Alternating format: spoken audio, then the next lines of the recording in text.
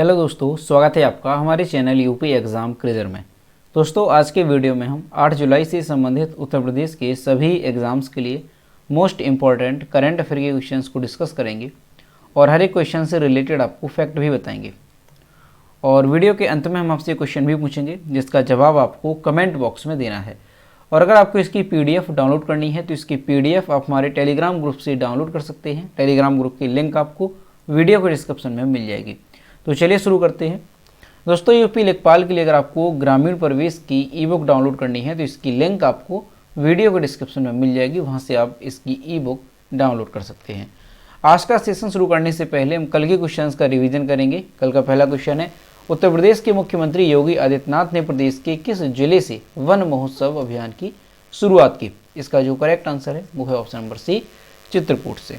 अगला क्वेश्चन है, राष्ट्रीय खाद्य सुरक्षा कानून के क्रियान्वयन में उत्तर प्रदेश किस स्थान पर रहा? तो उत्तर प्रदेश जो है दूसरे स्थान पर रहा और पहले स्थान पर है ओडिशा, तो उसका नाम भी ध्यान रखेंगे। दोस्तों, उत्तर प्रदेश करंट अफेयर की लास्ट 1 ईयर की यानी साल 2021 की अगर आपको PDF ई बुक डाउनलोड करनी है तो इसकी लिंक आपको वीडियो के डिस्क्रिप्शन में मिल जाएगी, वहाँ से आप इस PDF ई बुक को डाउनलोड कर सकते हैं। इसके साथ ही अगर आपको उत्तर प्रदेश करंट अफेयर की लास्ट 6 मंथ की यानी जनवरी 2022 से लेकर के जून 2022 तक की PDF ई बुक डाउनलोड करनी है तो इसकी लिंक भी आपको वीडियो के डिस्क्रिप्शन में मिल जाएगी, तो वहाँ से आप ये दोनों PDF ई बुक डाउनलोड कर सकते हैं। और दोस्तों, अगर PDF ई बुक डाउनलोड करने में कोई प्रॉब्लम होती है तो साइट पर आपको WhatsApp नंबर और ईमेल मिल जाएगा जिस पर आप कॉन्टैक्ट कर सकते हैं।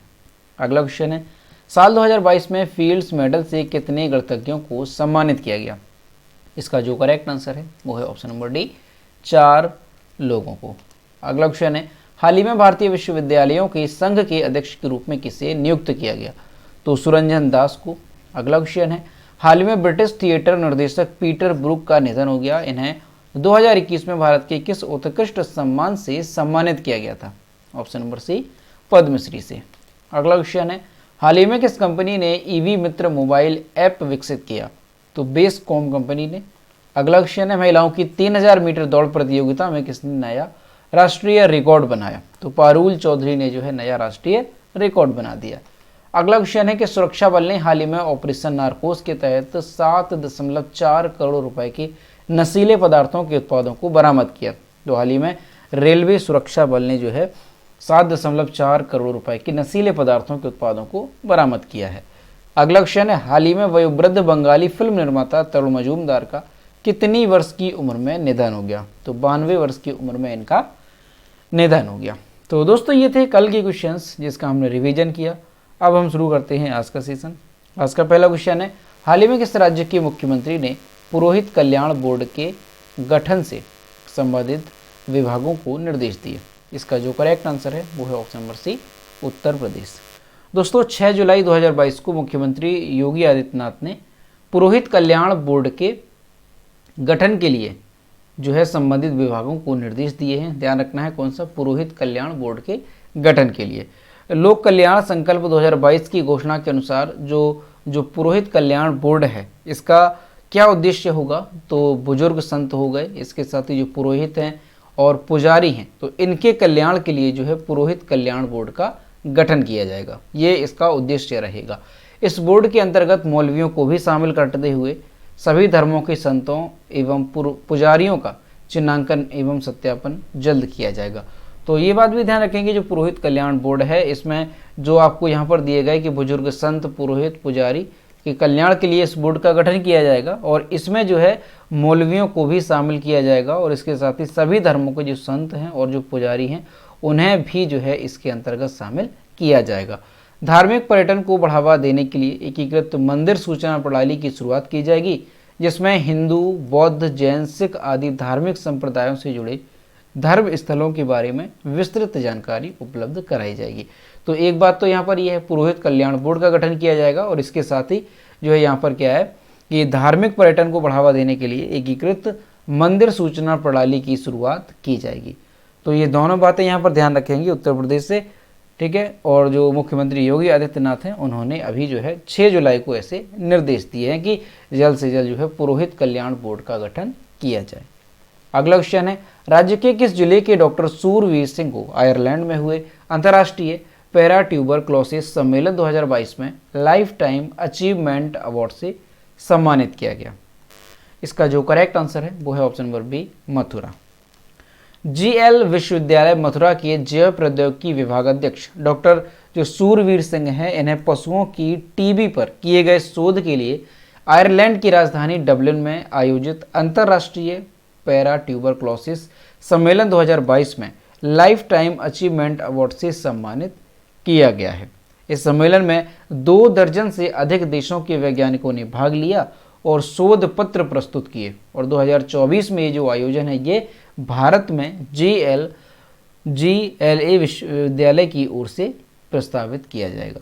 तो दोस्तों ध्यान रखेंगे, जीएलए विश्वविद्यालय के जो जैव प्रौद्योगिकी विभाग अध्यक्ष हैं डॉक्टर सूरवीर सिंह, और दोस्तों कहाँ से ध्यान रखेंगे, उत्तर प्रदेश की मथुरा। ठीक है, तो इन्होंने जो है पशुओं की टीबी पर शोध किया, और इसी शोध के लिए जो है ना आयरलैंड की राजधानी डबलिन में जो आयोजित हुआ था अंतर्राष्ट्रीय पैरा ट्यूबरक्लोसिस सम्मेलन 2022, इसमें इन्हें लाइफ टाइम अचीवमेंट अवार्ड से सम्मानित किया गया है। ठीक, तो ध्यान रखेंगे इनका नाम डॉक्टर सूरवीर सिंह, और ये कहाँ के हैं, तो ध्यान रखेंगे जीएलए जो विश्वविद्यालय मथुरा है वहाँ पे जैव प्रौद्योगिकी विभाग अध्यक्ष हैं। और इन्हें किस देश के द्वारा, तो ध्यान रखेंगे आयरलैंड की राजधानी डबलिन में जो अंतर्राष्ट्रीय पैरा ट्यूबरक्लोसिस सम्मेलन हुआ था 2022 का, उसमें इन्हें लाइफ टाइम अचीवमेंट अवार्ड दिया गया। अगला क्वेश्चन है, ताज ओपन नेशनल ताइक्वांडो चैंपियनशिप में उत्तर प्रदेश की टीम को कौन सा स्थान मिला। इसका जो करेक्ट आंसर है वो है ऑप्शन नंबर ए, पहला स्थान। आगरा ताज ओपन नेशनल ताइक्वांडो प्रतियोगिता में उत्तर प्रदेश की टीम ओवरऑल चैंपियन बनी। सब जूनियर, कैडेट, जूनियर और सीनियर वर्ग में यूपी की टीम ने शानदार प्रदर्शन किया, और उत्तराखंड की जो टीम है वो उप विजेता रही, यानी सेकंड नंबर पर रही। प्रतियोगिता में देश भर के विभिन्न राज्यों के 500 से ज़्यादा खिलाड़ियों ने हिस्सा लिया था। तो ध्यान रखेंगे, आगरा जो ताज ओपन नेशनल ताइक्वांडो चैंपियनशिप है, इसमें जो उत्तर प्रदेश की टीम है ये ओवरऑल चैंपियन बनी है। प्रतियोगिता का नाम ध्यान रखेंगे कौन सी है, तो ध्यान रखेंगे ताज ओपन नेशनल ताइक्वांडो प्रतियोगिता, ये प्रतियोगिता है। और इसे याद आप आसानी से रख सकते हैं, क्योंकि ताज जो है, ताजमहल कहाँ पर है, तो ये हमारे उत्तर प्रदेश में है, तो उत्तर प्रदेश जो है इसमें विजेता टीम रही। अगला क्वेश्चन है, मुख्तार अब्बास नकवी ने किस मंत्री पद से इस्तीफा दे दिया है। इसका जो करेक्ट आंसर है वो है ऑप्शन नंबर डी, केंद्रीय अल्पसंख्यक कार्य मंत्री। केंद्रीय मंत्री मुख्तार अब्बास नकवी ने इस्तीफा दे दिया है, वे अल्पसंख्यक मामलों का विभाग संभाल रहे थे। नकवी ने प्रधानमंत्री नरेंद्र मोदी से मुलाकात करने के बाद इस्तीफा दिया। मुख्तार राज्यसभा के सदस्य थे, नकवी को इस बार बीजेपी ने राज्यसभा नहीं भेजा, और ऐसा माना जा रहा है कि जो पार्टी है वो इन्हें बड़ी जिम्मेदारी दे सकती है। नकवी 2010 से 2016 तक यूपी से राज्यसभा सदस्य रहे। 2016 में वे झारखंड से राज्यसभा भेजे गए, और नकवी जो है ये पहली बार 1998 में लोकसभा का चुनाव जीते थे, और अटल बिहारी वाजपेयी सरकार में सूचना और प्रसारण मंत्रालय में राज्य मंत्री बनाए गए थे। तो दोस्तों ध्यान रखेंगे कि हाल ही में अगर आपसे पूछ लिया जाए कि अल्पसंख्यक मामलों के मंत्री के पद से जो है किसे हटाया गया है, तो जो केंद्रीय मंत्री थे अभी मुख्तार अब्बास नकवी, इन्हें जो है अपने पद से हटाया गया, इन्होंने अभी इस्तीफा दिया है। और दोस्तों इनसे संबंधित भी कुछ बातें यहाँ पर ध्यान रखनी है। अगर आपसे पूछा जाए कि जो मुख्तार अब्बास नकवी हैं, इन्होंने पहली बार जो है कब चुनाव जीता था लोकसभा का, तो 1998 में इन्होंने लोकसभा का चुनाव जीता था पहली बार। अटल बिहारी वाजपेयी की सरकार में इन्हें सूचना और प्रसारण मंत्रालय में राज्य मंत्री बनाया गया था। ठीक, ये बात ध्यान रखेंगे। और दोस्तों जो मुख्तार अब्बास नकवी है ये 2010 से लेकर के 2016 तक यूपी से राज्यसभा सदस्य भी रहे हैं, तो ये बात भी यहाँ पे आप याद रखेंगे। अगला क्वेश्चन है, किस राज्य में वैज्ञानिक काई चटनी को भौगोलिक संकेत यानी कि जीआई रजिस्ट्री के लिए प्रस्तुत किया गया। इसका जो करेक्ट आंसर है वो है ऑप्शन नंबर ए, यहाँ पर करेक्ट हो जाएगा ओडिशा। दोस्तों ओडिशा में जो काई चटनी है उसे जो है भौगोलिक संकेत यानी कि जीआई टैग यानी कि जियोग्राफिकल इंडिकेशन रजिस्ट्री के लिए प्रस्तुत किया गया है। जीआई टैग मानक काई चटनी के व्यापक उपयोग के लिए एक संरचित स्वच्छता प्रोटोकॉल विकसित करने में मदद करेगा। जो जीआई लेबल स्थानीय उत्पादों की प्रतिष्ठा और मूल्य को बढ़ाता है, जो जीआई टैग होता है, तथा स्थानीय व्यवसायों का समर्थन करता है। वर्ष 2019 में ओडिशा के जो ओडिशा रसगुल्ला था इसे जो है जीआई टैग दिया गया था। ठीक, ध्यान रखेंगे अभी जो है ओडिशा से काई चटनी को जो है प्रस्तुत किया गया है जीआई टैग के लिए। और हो सकता है जल्द ही इसे जीआई टैग जो है दिया जाए। तो इसका नाम ध्यान रखेंगे, कई चटनी ओडिशा से ये संबंधित है, जिसे जीआई टैग यानी भौगोलिक संकेत दिया जाएगा। अब दोस्तों यहाँ पर जो है जीआई टैग से संबंधित हम देखेंगे कि 2021 में जीआई टैग जो है किन किन उत्पादों को दिया गया और वो किस राज्य से संबंधित हैं। और एक बात ध्यान रखेंगे, सारे क्वेश्चन मोस्ट इंपॉर्टेंट रहेंगे, यहाँ से एक एक क्वेश्चन आपको अच्छे से याद रखना है। चलिए देखते हैं सोजत मेहंदी। दोस्तों सोजत मेहंदी ये जो है राजस्थान से है, इसे जीआई टैग दिया गया था। नागा खीरा नागालैंड से है, जिसे जीआई टैग दिया गया। और ये जितने भी जीआई टैग यहाँ पर लिखे गए हैं ये सारे 2021 के हैं। ठीक, ये बात ध्यान रखेंगे। दोस्तों सिरारा खोंग मिर्च और तामेंग लोंग जो ऑरेंज है, इसे जीआई टैग दिया गया था और ये मणिपुर से संबंधित है। वाड़ाकुलम और सफ़ेद प्याज, ठीक, ध्यान रखेंगे कहाँ से है, महाराष्ट्र से संबंधित है, इसे जीआई टैग दिया गया। जोडिमा राइस वाइन ये असम से संबंधित है, जिसे जीआई टैग दिया गया था। देसावरी पान जो कि उत्तर प्रदेश के महोबा का है, महोबा के देसावरी पान को जो है जीआई टैग दिया गया था 2021 में उत्तर प्रदेश से, ये ध्यान रखेंगे। कुट्टी कटूर आम और एडियूर मिर्च को जीआई टैग दिया गया, जो कि केरल से संबंधित है। कन्याकुमारी जिले की लौंग को जीआई टैग दिया गया, तमिलनाडु से संबंधित है। और मिंदोली केला, हर्बल मिर्च और मीठे पकवान खाजे ये गोवा से संबंधित हैं। 3 उत्पाद और तीनों को 2021 में जीआई टैग दिया गया। कुमाऊं चिवरा ऑयल, थुलमा कंबल और मनुष्यारी राजमा ये उत्तराखंड से संबंधित हैं, इन्हें जो है जीआई टैग दिया गया 2021 में। तो ये सारे तो 2021 के जीआई टैग हो गए। ठीक है, कुछ और जीआई टैग हैं उसे भी आपको बता देंगे। तो यहाँ से आप देखेंगे सबसे पहली बात तो कि जीआई टैग होता क्या है, तो यहाँ पर देखेंगे जीआई का फुल फॉर्म है जियोग्राफिकल इंडिकेशन। दोस्तों जीआई टैग क्या होता है, तो जीआई टैग जो है ये किसी क्षेत्र के उत्पाद की उत्पत्ति को पहचानने के लिए दिया जाता है, जो कि क्या होता है, एक संकेत या एक प्रतीक होता है। इस जीआई टैग की मदद से क्या होता है, कृषि या प्राकृतिक या निर्मित वस्तुओं की अच्छी गुणवत्ता को सुनिश्चित किया जाता है।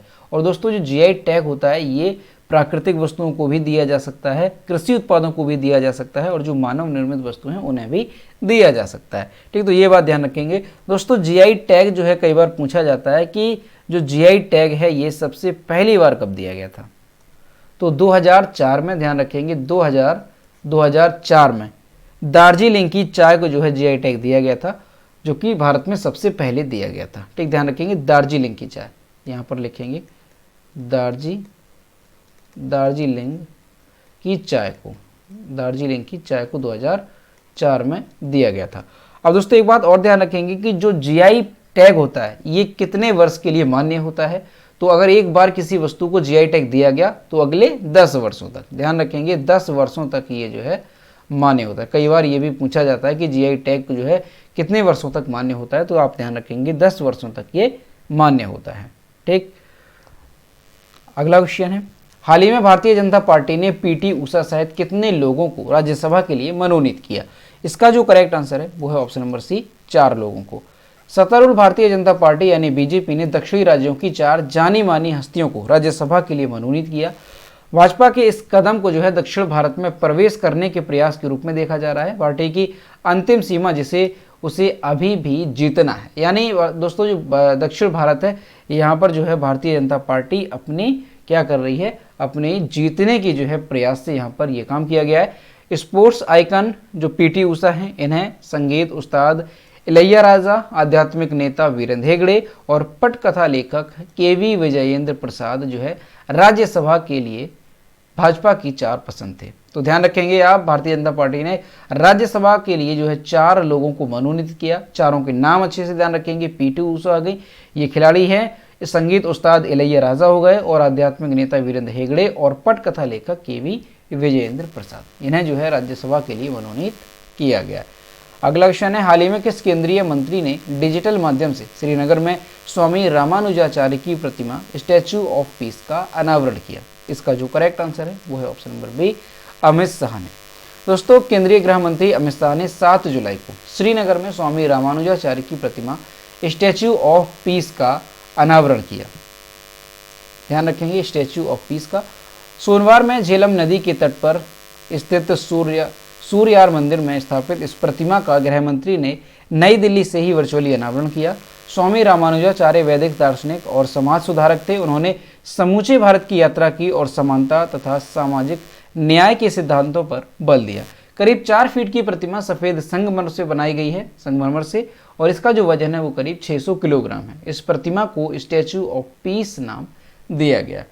अब दोस्तों यहाँ से आपको एक बात और ध्यान रखनी है कि जो स्वामी रामानुजाचार्य हैं, इनकी एक और प्रतिमा जो है बनाई गई थी अभी कुछ दिन पहले, यानी जो फरवरी 2022 की शायद बात की जाए तो फरवरी 2022 में जो है स्वामी रामानुजाचार्य की एक और प्रतिमा बनाई गई थी, जिसका अनावरण किया था किसने? हमारे देश के प्रधानमंत्री नरेंद्र मोदी ने। दोस्तों तेलंगाना के हैदराबाद में वो प्रतिमा बनाई गई थी और उसका नाम क्या रखा गया था? तो उसका नाम रखा गया था स्टैचू ऑफ इक्वलिटी। ठीक, ध्यान रखेंगे, स्टैचू ऑफ इक्वलिटी थी और वो कहाँ पर थी तो वो भी ध्यान रखेंगे आप, तेलंगाना के हैदराबाद में। और दोस्तों वो 216 फीट ऊंचाई थी, 216 फीट की जो है उसकी ऊंचाई थी और उसका अनावरण किया था प्रधानमंत्री नरेंद्र मोदी ने। ठीक, तो दोनों आपको यहाँ से ध्यान रखनी है। अगर आपसे पूछ लिया जाए कि स्टैचू ऑफ इक्वलिटी जो है ये किसकी प्रतिमा है, तो ध्यान रखेंगे स्वामी रामानुजाचार्य की है और ये कहाँ पर स्थित है? तेलंगाना के हैदराबाद में स्थित है। और अगर अभी पूछ लिया जाए कि अमित शाह ने, जो गृह मंत्री हैं, इन्होंने स्टैचू ऑफ पीस का अनावरण किया, ये किसकी प्रतिमा है? तो ये भी स्वामी रामानुजाचार्य की प्रतिमा है और इसकी ऊंचाई की अगर बात की जाए तो ये जो है करीब 4 फीट की ऊंची संगमरमर की प्रतिमा है। ठीक, तो दोनों ध्यान रखेंगे, स्टैचू ऑफ पीस और स्टैचू ऑफ इक्वलिटी। और दोस्तों साल 2020 में स्टैचू ऑफ पीस के नाम से एक प्रतिमा का अनावरण किया गया था, तो उसका भी नाम आप ध्यान रखेंगे। तो वो किसकी प्रतिमा थी? तो उसका जो अनावरण किया गया था वो प्रधानमंत्री नरेंद्र मोदी ने किया था और वो जो प्रतिमा थी स्टैचू ऑफ पीस वो थी जैन भिक्षु आचार्य श्री विजय वल्लभ सूरीश्वर जी महाराज की। ठीक, तो उनका नाम भी ध्यान रखना है और वो कहाँ पर थी? तो वो राजस्थान के पाली में बनाई गई थी। ठीक है, तो अगर आपसे क्वेश्चन पूछा जाएगा तो आपको जो है यहाँ पर जगह बताई जाएगी कि यहाँ पर जो है किसकी प्रतिमा है स्टैचू ऑफ पीस के नाम से, या फिर आपसे अगर पूछा जाएगा तो इस तरीके से पूछा जाएगा कि स्वामी रामानुजाचार्य की जो स्टैचू ऑफ पीस है वो कहाँ पर स्थित है, तो आप यहाँ पर बता देंगे कि श्रीनगर में। और अगर इस तरह से पूछा जाए कि जो जैन भिक्षु हैं आचार्य श्री विजय वल्लभ सूरीश्वर महाराज, इनकी स्टैचू ऑफ पीस जो है ये कहाँ पर स्थित है, तो वो राजस्थान के पाली में है। ठीक है, तो यहाँ पर आपको जो है कन्फ्यूज नहीं होना है, दोनों बातें यहाँ से ध्यान रखनी है। और जो स्टैचू ऑफ इक्वलिटी है वो भी स्वामी रामानुजाचार्य की है, वो कहाँ पर है? वो तेलंगाना के हैदराबाद में। अगला क्वेश्चन है, किस देश में सरकार ने देश में भीषण सूखे को देखते हुए पो नदी के आसपास के 5 उत्तरी क्षेत्रों में आपातकाल की घोषणा कर दी है? इसका जो करेक्ट आंसर है वो है ऑप्शन नंबर डी, इटली में। इटली में सरकार ने देश में भीषण सूखे को देखते हुए पो नदी के आसपास के 5 उत्तरी क्षेत्रों में आपातकाल की घोषणा कर दी है। इटली में पिछले 70 सालों में यह सबसे भीषण सूखे की स्थिति है। एक सरकारी बयान में कहा गया कि पानी की कमी से निपटने के लिए देश के 5 क्षेत्रों में एमिलिया रोमाग्ना, फ्रियूली, वेनेजिया, ग्यूलिया और लोम्बार्डी और पीडमोंट और वेनेटो को करीब $4 करोड़ की राशि दी जाएगी। सूखे से इटली की 30% कृषि उपज प्रभावित हो सकती है।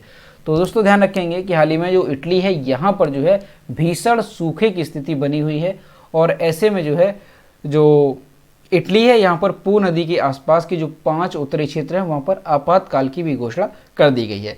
तो यहाँ से आप इस नदी का नाम ध्यान रखेंगे, पो नदी। कई बार पूछा जाता है कि पो नदी जो है किस देश में है, तो इटली में पो नदी है। और अगर आपसे पूछ लिया जाए कि जो हाल ही में किस देश में जो है भीषण सूखे की स्थिति बनी हुई है, तो आपको ध्यान रखना है इटली में जो है भीषण सूखा बना हुआ है।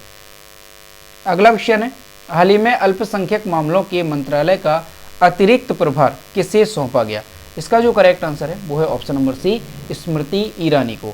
2 केंद्रीय मंत्रियों मुख्तार अब्बास नकवी और रामचंद्र प्रसाद सिंह की तत्काल प्रभाव से केंद्रीय मंत्री परिषद से इस्तीफा देने के बाद जो केंद्रीय मंत्री हैं स्मृति ईरानी और ज्योतिरादित्य सिंधिया, इन्हें जो है क्रमशः अल्पसंख्यक मामलों और इस्पात मंत्रालय का अतिरिक्त प्रभार सौंपा गया। यानी स्मृति ईरानी को अल्पसंख्यक मामलों का और ज्योतिरादित्य सिंधिया को इस्पात मंत्रालय का अतिरिक्त प्रभार सौंपा गया है। उनके इस्तीफे के बाद भारत के राष्ट्रपति रामनाथ कोविंद ने पीएम मोदी की सलाह के अनुसार केंद्रीय मंत्रिपरिषद से मुख्तार अब्बास नकवी और रामचंद्र प्रसाद सिंह के इस्तीफे को स्वीकार कर लिया और यह पहली बार है जब 2 मौजूदा मंत्री संसद के दोनों सदनों से बाहर है।